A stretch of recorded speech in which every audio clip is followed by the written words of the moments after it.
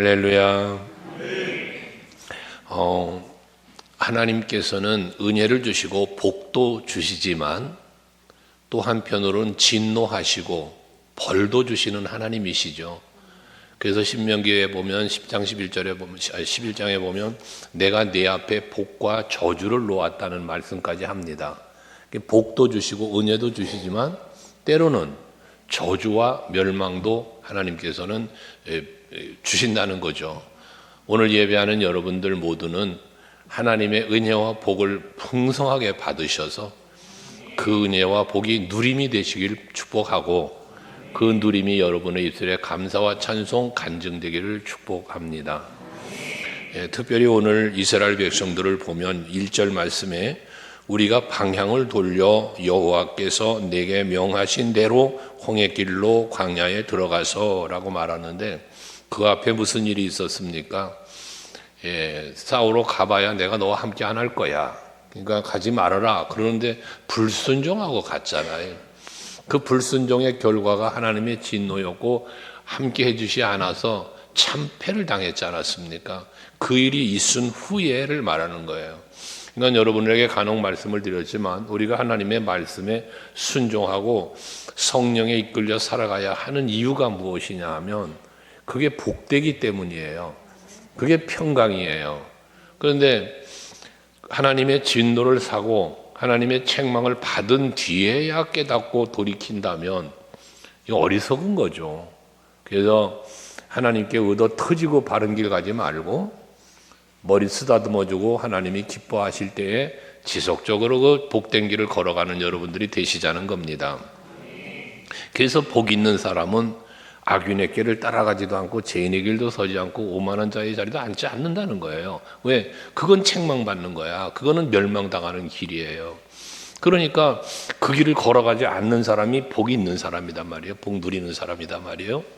오늘 예배하는 여러분 모두가 하나님의 진노를 경험한 후에야 바른 길 가지 말고 칭찬받으며 주의 길 걸어갈 수 있는 여러분 되셔야 됩니다. 이스라엘 백성들은 책망을 받은 후에 진노를 받은 후에 순종하는 길을 걸어갔다는 거예요. 그런데 그렇게 진노하셨던 하나님이 전쟁을 통하여 저들에게 고난을 당하게 해주셨던 아픔을 당하게 했던 하나님이 오늘 2절 말씀에 보면 여호와께서 내게 말씀하여 이르시되 라고 말하잖아요. 여호와의 말씀이 다시 임하시는 거예요. 그래서 3절에 너희가 이 산을 두루 다닌 지 오래니 돌이켜 북으로 나가라. 그 산길을 헤매며 고통당하고 있는 그들을 하나님이 보시고 이제 긍휼을 베푸시는 거예요. 그래서 무슨 길로? 이제 가나안으로 나아가는 길, 약속의 땅으로 가는 길로 걸어가도록 하나님은 또 저들을 인도해주고 계신다는 거예요. 호세아서에서 말하지만 하나님은 때로는 찢으시기도 해요. 또 치시기도 해요. 하지만 그 후에 하나님은 고쳐주시고 싸매주시면서 또 회복도 시켜주시는 하나님을 말씀하잖아요. 하나님은 긍휼의 하나님이라는 거예요. 우리는 항상 그 긍휼하심을 힘입고 살아야 돼요. 왜냐하면 우리 스스로가 하나님 앞에 오늘 아침 예배도 말씀드린 것처럼 완전할 수가 없어요. 우리는 연약하기 때문에. 그래서 하나님의 긍휼이 있어야 되기에 우리는 늘 하나님 앞에 기도를 해야 되는 거예요. 하나님이여 나를 긍휼히 여겨 주옵소서. 이게 우리의 늘상 해야 할 기도인 거거든요. 그때 하나님은 여러분들을 긍휼히 여겨 주시면서 은혜를 또 베풀어 주시는 겁니다. 어쨌든 이들은 이렇게 해서 올라가게 되어지는데 거기 보면 4절 이하에 에서의 후손들, 세일산에 살고 있는 에서의 후손들을 이야기하시면서 먼저 4절부터 보면 그들하고는 나아갈 때 싸우지 말라는 거예요. 왜? 에서는 야곱의, 지금 이스라엘 백성은 야곱의 후손들이잖아요. 근데 이 야곱이 어떻게 그 복을 받았어요? 에서가 받아야 할 장자의 명분을 야곱이 취하여 자기 것을 삼은 거잖아요. 그게 하나님의 언약의 계보를 야곱이 이어가잖아요. 하지만 하나님께서는 그 에서에게도 복을 주셨단 말이에요. 이 지금 세일산, 이 세일 지역에 사는 땅은 에돔 족속에게 내가 야곱 에서의 후손에게 준 땅이라는 거야. 이거는 그러니까 이 땅은 너에게 조금도 주지 않겠다는 거예요. 그러니까 이 땅은 야곱의 후손인 이스라엘 너희들에게 준 땅이 아니고 에서에게 준 땅이니까 너희들 그 땅을 지나갈 때에 그들과 다투지 말라는 거예요. 특별히 그 야곱이 외삼촌 집으로 도망을 갔다가 다시 이제 돌아오게 될 때에 야복 나루터에서 하나님 앞에 밤이 새도록 기도했던 사건이 있잖아요. 에서를 만나면 죽게 생겼어요. 그때 하나님 앞에 기도를 하면서 내게 복을 주시지 않으면 나 놀 수 없습니다. 그러면 밤새도록 기도했잖아요. 야복나루에서. 그때 하나님의 사자가 환도뼈를 치며 그러면서 이제 그를 이스라엘이라는 이름을 준 그 이스라엘 백성이단 말이에요. 이 백성들이. 그때 야복나루를 건너가서 형 에서를 만날 때 하나님께서 그 야곱의 기도를 들으시고 응답 주셔서 보호해 주시잖아요. 에서로 하여금 야곱을 죽이거나 해하지 않도록 오히려 부둥켜 안으며 반갑게 맞이해주는 에서가 되도록 하나님이 그 마음을 움직이신 거잖아요. 그것처럼 오늘도 마찬가지예요. 그 지역을 지나갈 때 4절에 보니까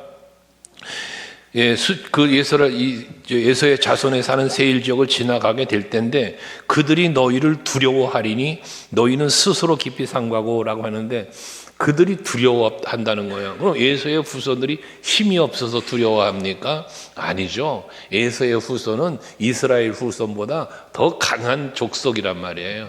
근데 저들로 두려워하게 했다는 누가 하나님이 왜? 야곱의 후손 이스라엘 백성들이 무사히 그 약속의 땅으로 지나갈 수 있도록 하나님이 그 두려워하는 마음을 주신 거죠. 창세기 35장에서 우리가 그 야곱이 베델로 올라갈 때도 마찬가지잖아요. 그 아들들이 세겜 땅에 가서 그 할례를 행하게 해놓고 다 죽였을 때 야곱이 뭐라고 그럽니까? 너희들이 참 큰 악을 행했다. 주변의 족속들이 들고 일어나서 우리 치러 오면 우리 큰일 날 텐데 너희들이 참 큰일을 범했다고 두려워했잖아요. 그런데 하나님은 베델로 올라가라고 말씀하시면서 야곱이 동족들을 데리고 베델로 올라갈 때 주변 고을들로 두려워 떨게 했다는 거예요. 그래서 야곱을 쫓는 자가 아무도 없었더라라고 성경은 말하잖아요. 하나님은 사람의 마음을 두렵게도 할 수 있고 강팍하게도 할 수 있고 이 하나님이 하시는 일이란 말이에요. 그러니까 이 에돔 족속들에게 에서의 후손들에게 두려워하는 마음을 주셨어 하나님이. 야곱의 후손들이 지나가는 길에 이들을 해하지 못하도록 하나님이 뭐 하는 거예요? 보호해 주시는 거죠. 이게 하나님 은혜입니다. 그러니까 우리는 기도해야 되는 게 저 북녘 땅의 김정은이 마음 하나님이 움직여줘야 됩니다. 제가 삐딱한 생각 한번 하면은 쏴라 그러면 핵미사일 막 날라오면 우리 그냥 죽어요. 그런데 하나님이 그걸 다 막아주고 계신 거잖아요. 미국의 해구산이 우리를 지키는 게 아니라 하나님이 보호하사 우리나라 만세. 아멘 되세요? 그 기도를 해야 되는 거야 우리가. 여러분이 살아가는 가정사도 직장도 사업장도 우리 교회도 하나님이 지켜주셔야 되는 거예요. 전도에 대한 말씀도 드렸잖아요. 우리가 뭐 토스트를 나눠주고 전도지를 나눠주며 선물을 주며 전도를 하지만 그 마음을 움직이는 이가 하나님이셔야 돼요. 그래서 우리는 오는 거예요. 그분들이 올 수 있는 거예요. 우리 그런 기도를, 전도하시는 분들도 그 기도를 하고 전도를 해야 돼요. 그러면 하나님이 역사를 하시는 거거든요. 어쨌거나 이 에돔 지역을, 세일 지역을 지나가는데 에돔의 후손들인데 그들을 두려워할 거니까 너희들 삼가하라 그 말이에요. 그러면서 5절에 그들과 다투지 말아라 라고 말합니다. 저들과 다투지 말아라. 저들이 두려워하는 마음을 갖고 너희들 해야지 않을 거야. 그러니까 너희들 다투지 말어 하면서 뭐라 그래? 한 발자국도 그 땅을 너에게 주지 않았다는 거예요. 이 땅은 온전히 누구 거야? 에서 거야. 그 후손 거야. 그러니까 한 발자국도 안 준대. 한 발자국도. 그러니까 이건 그 의미 속에 뭐가 있냐면 에서에게 복을 주셨다라는 에서의 기업이라는 의미도 있지만 여기 이 말씀 속에 뭐가 있습니까? 너희의 기업은 약속한 가나안이 너희의 기업이라는 거예요. 여러분들이 이 세상에서 살지만 우리에게는 하나님의 약속의 땅이 어디요? 하나님 나라잖아요. 이 땅에서 여러분은 한 발자국도 이 땅 거 여러분에게 안 주고 다 하나님 나라 것만 여러분에게 준다고 생각을 한번 해보면 이 땅 그저 되게 내 거 만들어 보려고 땅 밟긴 하고 그러지 말고 천국형에서 살아가는 여러분 되시기를 바랍니다. 여리고 작전한답시고 내가 차지하고 싶은 땅 맨날 밟고 뱅글뱅글 돌며 아버지 이 땅을 내게 주옵소서, 이 땅을 내게 주옵소서. 제가 집회 다니면서 그 집 꽤 많이 했어요. 담임 목사님이 그거 해달래요. 기도를 해달랍니다. 저한테 능력의 종이 오셨으니 땅 밟고 기도 좀 해달라고. 그래가지고 세상에 그 땅을 사고 싶은 과수원도 한 바퀴 돌아봤고 참 저 정읍에 가가지고 또 아파트 옆에 그 분지 또 있는 거기도 가서 봤고 광주에는 또 어디 참 재밌고 감사한 거는 그 가서 또 기도한 그대로 됐디다. 그 어쨌든 그랬어요. 근데 우리는 알아야 됩니다. 하나님이 우리에게 주신 언약의 땅은 하나님 나라라는 거. 이 세상 것 한 발자국도 욕심내지 말고 그저 영원한 주님 나라 바라보며 사는 여러분 되시기를 바랍니다. 이건 에서에게 주었어. 팥죽 한 그릇에 매어 살던 에서에게 준 거야. 이거는 야곱에게는 뭐요? 장자의 명분 하나님의 언약, 이걸 소중히 여긴 그들에게 준 후손인 너희들은 하나님 나라의 유업을 받아야 되지 않냐. 저쪽 가꾸리는 가나안을 차지해야 되지 않냐 그 말이요. 우리 서감교회 성도들 세상 것보다 하나님 나라를 더 소중히 여기시길 주 이름으로 축복합니다. 그러려니까 뭡니까? 그러니까 주만 바라보는 거예요. 그러니까 성령의 이끄심을 따라가야 되는 거예요. 자꾸 사단 마귀는 세상 것으로 와서 미혹하는 거예요. 세상 것으로. 아담과 하와 보세요. 선악과를 가지고 와서 그 마음을 움직이잖아요. 그러니까 세상에 마귀가 그 마음을 점령해 버리니까 선악과를 처음 봅니까? 아담과 하와가 먹는데 선악과를 처음 봤어요? 아니잖아요. 수없이 바꿨죠. 동산 중앙에 있으니. 그런데 마귀가 마음을 그 욕심의 마음을 집어넣으니 그 욕심이 들어온 상태로 바라보니까 세상에 보암직도 하고 먹음직도 하고 지혜롭게 할 만큼 탐스럽기도 하게 보여지더란 말이요. 그러고 먹어요.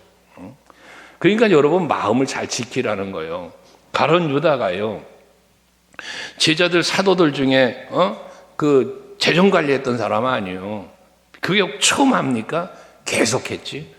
그런데 마귀가 와가지고 그 마음 속에 예수님을 팔려는 마음을 넣었대. 예수님 팔려는 마음을. 그러니까 그 마음 속에 그 마음이 들어오니까 그거에 그냥 지배를 당해보니까 어떻게 돼? 예수님 은30냥에 팔아버리잖아요. 돈 욕심 때문에. 여러분들이 항상 신앙생활을 하면서 내 안에 마귀가 주는 마음을 품지 않도록 힘써야 돼요. 에베소서 4장 17절에 보면 뭐라고 말합니까? 마귀에게 틈을 주지 말아라. 마귀에게 틈을 주지 말아라. 마귀는 말이에요. 허시탐탐 여러분들을 노리는데 오늘 아침에도 말씀 묵상한 것처럼 어떻게 노린다고요? 우는 사자처럼. 우는 사자가 어떤 사자예요? 굶주린 사자입니다. 우는 사자. 굶주린 사자, 먹을 것을 찾는 사자. 그 사자가 삼킬 자를 두루 찾는답니다. 여러분들이 그 대상이요, 여러분. 여러분이 마귀가 삼키려고 하는 대상이라고. 그러니까 근신하고 깨어나지 못하면 나도 모르게 밥이 되는 거예요. 사단의 밥, 사단의 도구가 된다니까요. 그래서 근신하라 깨라는 거예요, 여러분. 여러분들이 항상 신앙생활 하시면서 그렇잖아요. 어떤 성도가 신앙생활 하면서 바르게 하기 싫은 성도가 어디 있겠어요? 신앙생활 바르게 하기 싫은 성도가 어디 있겠냐고. 예배생활, 봉사, 헌신, 여러분 이거 하기 싫은 사람이 어디 있겠어요? 다 바르게 하고 싶고 하려고 하지. 그러나 어느 순간 마귀의 유혹을 받고 그 마귀가 집어넣어주는 마음의 지배를 받아버리면 이 생각이 바뀌기를 시작하는 거야. 죄가 죄인지도 모르고 내가 지금 악한 마음을 품고 있는지조차도 깨닫지 못하고 그러면서 이 성령이 이끄시는 마음을 버리고 악의 영에게 지배를 받으며 끌려가는 거예요. 그게 지금 내가 사망의 길로 가는 길인 줄 모르고 죄인의 길을 걷고 있다는 사실도 깨닫지도 못하면서 그 길을 가는 거예요. 그러다 가보니까 마지막 날에 오라. 예수님 그러잖아요. 너희가 내가 굶주릴 땐 먹을 걸 주었고 헐벗었을 때 입을 걸 주었고. 예수님 하시는 말씀이잖아요. 복받을 자들에게, 오른편의 선자에게 말하는 거예요. 그랬더니 우리가 언제 그런 일을 했습니까? 언제 그런 일을 한 줄도 모르고 해서 성령의 감동으로 성령의 이끄심 속에서 그저 이종이 해야 될 일을 했을 뿐입니다. 나는 부족한 종이로서이다 고백하는 그 일꾼처럼 그렇게 산 거예요. 근데 반대로 왼편에 서는 자, 저주받을 자라고 그랬습니다. 저주받을 자. 저들에게는 말합니다. 내가 굶주렸을 때 먹을 것도 안 줬고, 목마를 때 마실 것도 안 줬고, 벗었을 때 입을 것도 안 줬고, 막 그러잖아요. 그러니까 그 사람도 동일하게 얘기합니까? 우리가 언제 안 했어요? 언제 안 했는지도 모르는 거야. 그런데 작은 소자 하나에게 안 한 것은 곧 나에게 안 한 거야. 작은 소자 하나에게 한 건 곧 내게 한 거야 라고 말씀합니다. 작은 일에서 어떠한 상황 속에서 내가 마음에 품었던 생각이 하나님의 기뻐하는 생각일 수 있고 하나님이 싫어하는 생각을 품을 수 있는 거예요. 나도 모르는 사이에 내가 언제 그랬던 것처럼. 그러니까 여러분들이 늘 깨어 있어야 된다는 얘기를 하는 겁니다. 나도 모르게 죄 가운데 빠져요. 사람의 소리에 귀를 기울이다 보면 예수님의 음성을 못 들어요. 사람의 마음에 지배를 당하고 악의 영의 지배를 받으면 성령의 감동을 받지를 못한다니까요. 깨닫지 못한다니까요. 그러니까 악을 행하는 거예요. 죄인 되고 싶어 죄인 되는 사람이 어디 있습니까? 사람을 죽이고 싶어 죽이는 사람이 어디 있습니까? 내 마음에 미움이 찾아오고 분노가 찾아오니 죽이는 거지, 살인하는 거지. 도둑질 하고 싶은 사람이 어디 있어요? 내 마음에 욕심이 찾아오니까 그 마음이 나를 지배하면서 남의 것을 도둑질하고 그러는 거 아니에요. 여러분 인간관계 마찬가지 아니에요. 내 저 사람과 트러블이 생겨서 살고 싶은 사람이 어디 있어요? 내 마음에 생각이 잘못되니까 그만 내 속에서부터 틀어지기 시작을 하는 거죠. 그걸 컨트롤할 수 있어야 된단 말이에요.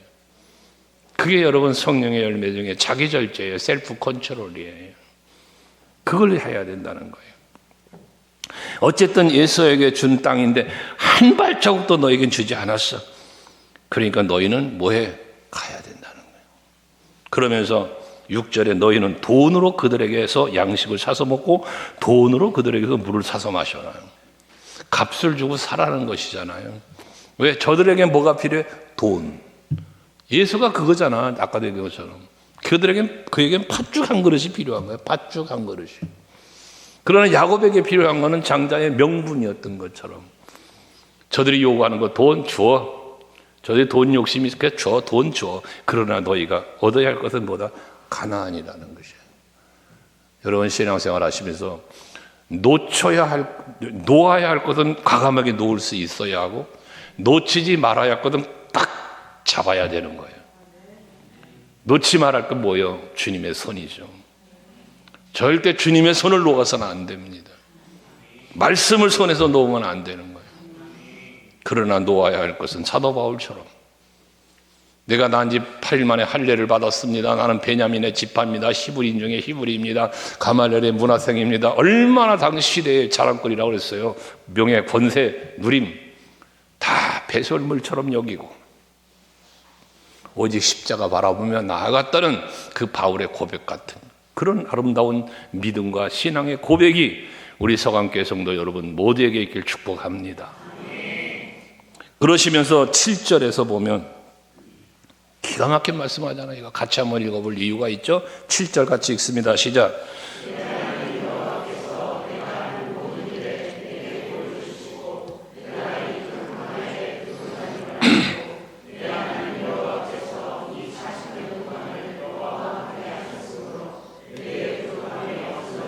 할렐루야.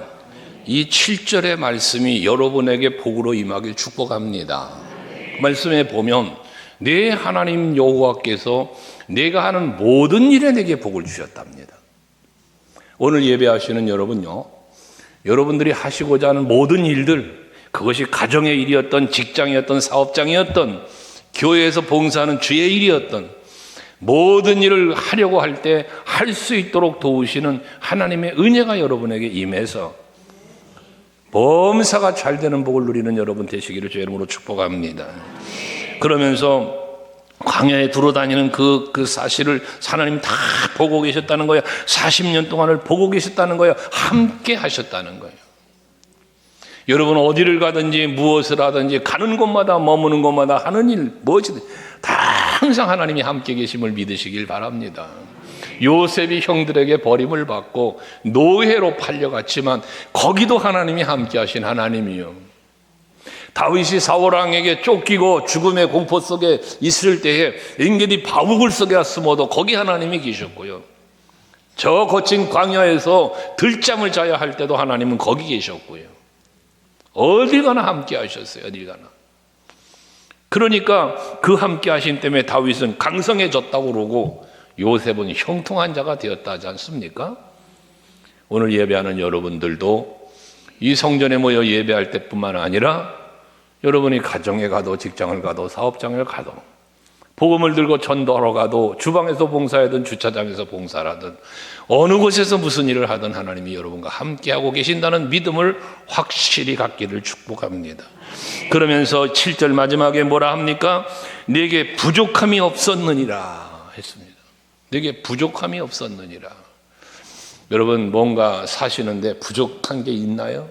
여러분 혹시 부족한 거 있으세요? 있겠지. 있겠지. 돈도 부족하고 그렇죠? 근데 부족하게 있는데 한번 생각해 봐요. 부족한 게 있어요. 근데 부족하다고 생각하는 이유가 어디 있는 걸 가만히 생각해 보면 욕심이 작용하고 있는 걸 발견하게 돼요. 욕심이. 혹시 집에 쌀이 없어서 오늘 아침 굶고 오신 분 계신가요? 지갑에 돈이 없어도 차를 탈 돈이 없어도 걸어오신 분이 혹시 계신가요? 여러분 지금 우리가 살고 있는 시대에 먹을 것이 없어도 굶고 돈이 없어도 그러지 않잖아요. 뭔가 지금보다 내가 더라고 하는 욕심이 나를 불행하게 만들고 그 욕심이 뭔가 없다 생각하게 만드는 것 아닐까요? 있는 것에 감사하고 있는 것을 즐길 수 있는, 누릴 수 있는 여러분 되시길 바랍니다. 그래야만 부족함이 없는 삶을 사는 거예요. 넉넉한데도 부족하다고 날마다 그려. 여러분 냉장고를 열면 혹시나 냉장고 속에 한 달 이상 되신 것이 있어요? 없어요? 네. 한 달이 뭐요? 1년도 되는 것도 있을 거예요. 그런데 부족하다고요. 옷장을 열면 입을 옷이 없어요? 옷이 없는 게 아니라 유행 따라가는 거예요. 유행 따라. 백이 없어? 아이고 뭐 명품 백, 뭔 백. 난 참 우리 사모한테 좀 미안한 게 있어. 부부 동반 만나고 다른 사모들은 뭐 가방 삐까삐까한 거 옆구리 차고 오는데 저 사람은 딸내미가 만드는 천으로 만든 가방들. 한편 나는 좀 저 가방 좀 안 들었으면 좋겠는데. 얘기를 한 번 했다 혼만 났어요. 언제 한 번 나한테 그런 거 사준 적이 있냐고. 내가 사주지도 못했는데. 근데 그러나 감사한 거는 그런 걸 사달라고 졸르지 않으니까 고마운 거지. 한번 중국에 부부 동반으로 목사님들이 한번 간 일이 있는데 어떤 사모님은 당시에 1,몇백만 원 되는 진주 목걸이 앞에서 자리를 안 떠나. 목사님들이 다 나와서 지금 가야 되는데 그 사모님이 안 보이는 거예요. 어디 가셨냐 찾으러 갔더니 그 진주 목걸이 앞에서 그거 사달라는 거예요. 나는 정말 감사했습니다. 한 번도 그래 본 일이 없으니까. 여러분 우리는 부족함이 없는 누림이에요. 이게 누림.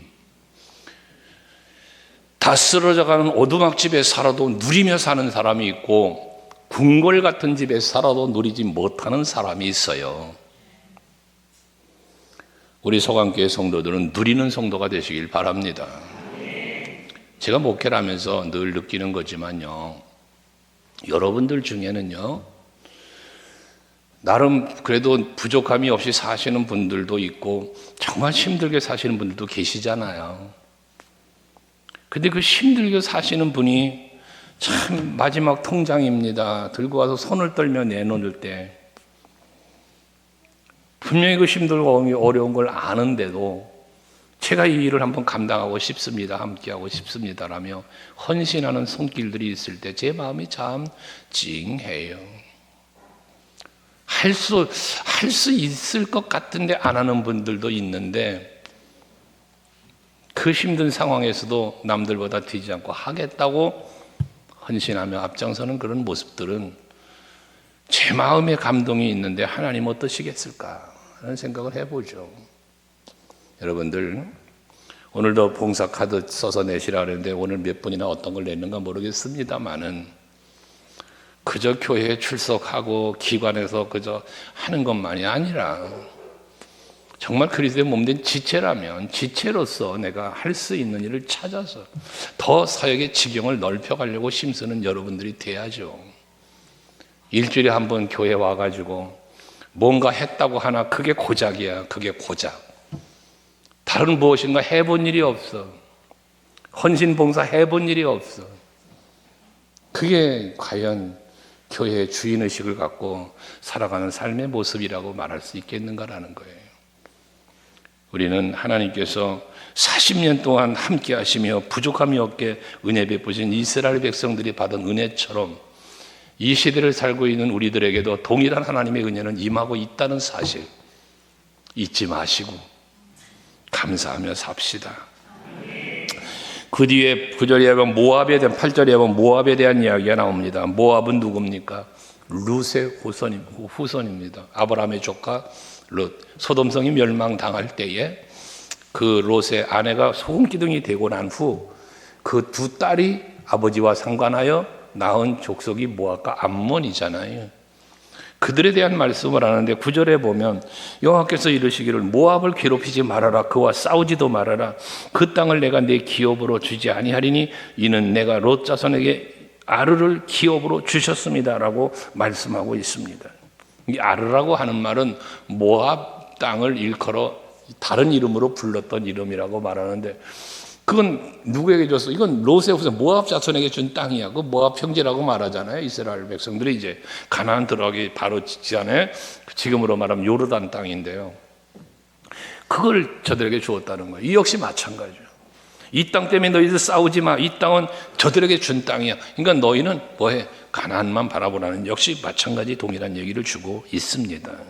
그러면서 14절 가데스 바네아에서 떠나 세렛 시내를 건너기까지 38년 동안이라. 이때에 그 시대의 모든 군인들이 여호와께서 그들에게 맹세하신 대로 진영 중에서 다 멸망하였나니 여호와께서 손으로 그들을 치사 진영 중에 멸하신 거로 마침내는 다 멸망되었다. 이 마침내는 다 멸망되었다는 뭐예요? 이스라엘 백성들에게 출애굽을 할 때 하나님 약속하신 게 있습니다. 가나안에 사는 7 족속들이 있어요. 가나안 땅에 사는 족속들이 있는데 그 족속들을 하나님이 몰아내시고 너희가 싸워야 할 대적들을 내가 대신 싸워주며 그 땅을 너에게 차지하게 해줄 것을 약속하셨습니다. 하나님이 마침내 그걸 이루셨다는 거예요. 이제는 너희들 들어가면 된다는 거예요. 여러분, 마침내 여러분들에게 마침내 약속한 그 약속의 가나안을 들어가는 여러분들이 그날이 올 겁니다. 마침내 그날이 올 거예요. 마침내. 그러니까 2024년이 좀 저물어 가지만 여러분들에게 바라고 소원했던 기도의 제목들 때가 되면, 하나님의 때가 되면 반드시 여러분에게 응답으로 임하실 줄로 믿으시고, 기도하는 일 포기하지 마시고 하나님의 기쁨이 되는 삶을 살고자 애쓰시는 그 마음도 약해지지 마시고 늘 주님의 영광을 위해서 살기 위해서 힘쓰시면서 오늘 우리 사도행전 교회를 비전 품고 가면서 모이기에 힘쓰고 기도하기에 힘쓰고 복음 전하기에 힘쓰자, 이게 힘쓰는 것처럼 매사 모든 일에 힘쓰시면서 믿음 지키고 하나님의 기쁨이 되는 삶을 사셔서 하나님이 약속한 모든 은혜와 복이 여러분의 누림이 되시기를 주님의 이름으로 축복합니다. 할렐루야. 기도합시다.